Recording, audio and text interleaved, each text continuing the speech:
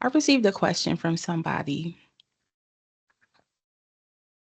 and asking me about leaving their job. And so I was going to respond to the question, which I think is a great question, but I felt like I just did a podcast episode, so I'm still on the mic. And so I felt like doing a quick, I guess I'll call this a bonus episode of Career Convos with Nikki, because I feel like this is a question that a lot of people might have, or they might come across this situation in their careers. So let's talk about it. The question I got was, should I still give notice if I leave a job because of a toxic workplace? There's so much that can be said here, but as a manager, as somebody who has been on both sides of the table as both an employee and a manager, my perspective is yes. You should still give notice if you're leaving a job because the workplace is toxic. Because here's the thing, don't let a toxic workplace dictate how you carry yourself, right? Handle professional situations with grace, no matter what, for a few reasons. First, when you leave a job, most likely somebody is coming into that job after you. So don't make their onboarding experience harder just because of what you had going on.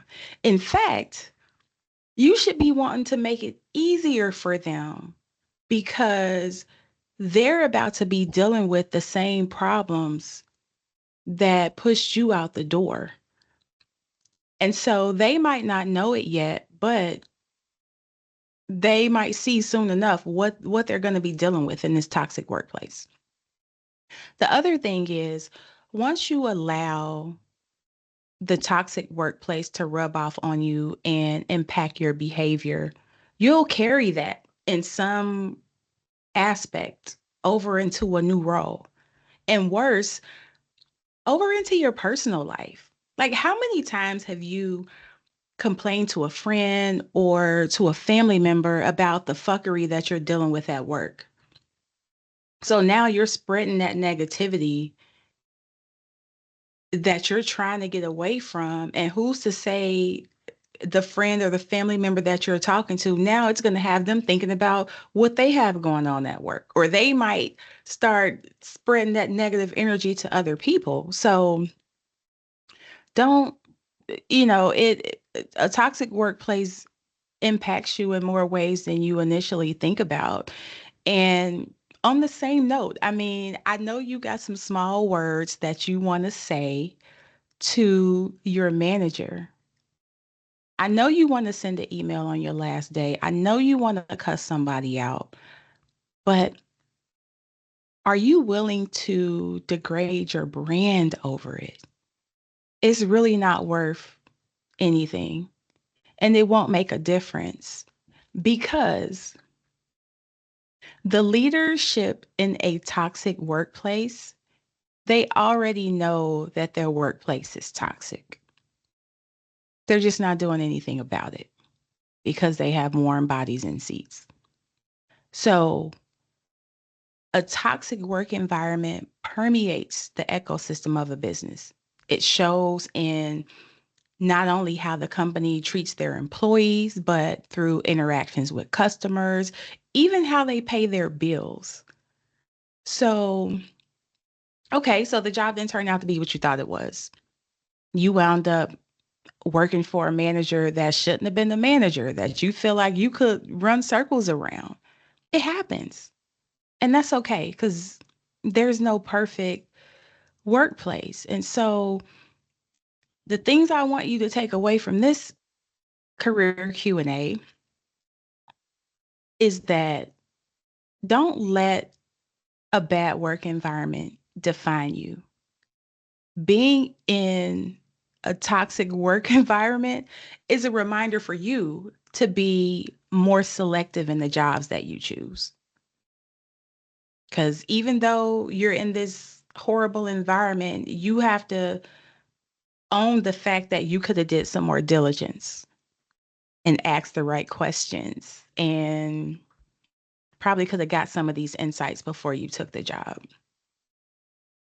Also, don't take a job out of convenience because it pays more, because it's closer. I mean, everything is negotiable. Everything is negotiable. And I'm going to do a whole separate episode about that. And lastly, preserve your brand. Even if you don't like your coworkers, even if you don't like the manager or whatever, all it takes is a hot second to destroy a reputation that you have spent years trying to build. So don't buy into the pettiness. Like I said before, you might want to send that email and cuss everybody out and, stick your chest out and say what you've been wanting to say for the last 2 years in this job. But it's not worth it. You doing that is not going to have the management all of a sudden saying, oh, yeah, we need to do something about this, or this needs to get better. All it's going to do is leave a sour taste in their mouths about you. The industries that you work in are not as big as you think they are. Specifically, the accounting industry is not as big as we think they are. And I'm sitting here thinking about some situations where I've had these types of interactions with people, and then years have gone by, and somehow or another, I know somebody that knew them, and things come back around full circle. So you have to develop the ability to work with people that you don't like. But that's a deeper conversation and another conversation for another episode. And this was a another question I got, which I'll preview it now, but I'm gonna do a separate career Q&A about this one. The question was almost like a two-part question to this one is, what if an interviewer asks you why you're leaving the job? Would you say that it's because of a toxic work environment, or would you say something else? So I'm going to leave that for another conversation for another day. But we absolutely had to talk about these toxic work environments and how to navigate your way through it without catching a case or something. Because I know how it can be, and just take that energy that you got pent up for this job, let it go, take some time to come down from it, and then just start fresh in your new role. So that's it for now. I'm going to keep this one short and sweet, and let's catch up on another episode of Career Convos with Nikki. Thank y'all for tuning in. If you have your own career question that you want me to answer, you can email it to me, Nikki, Nikki, at nickWinstonCPA.com. You can also hit me up on LinkedIn like this person did for this message. Also on IG, but if it comes through my inbox, I'm more likely to see it. So hit me up there. Make sure you tell your coworkers and tell your friends that you are tuned into Career Convos with Nikki. And let's keep this conversation going. I'll talk to y'all soon.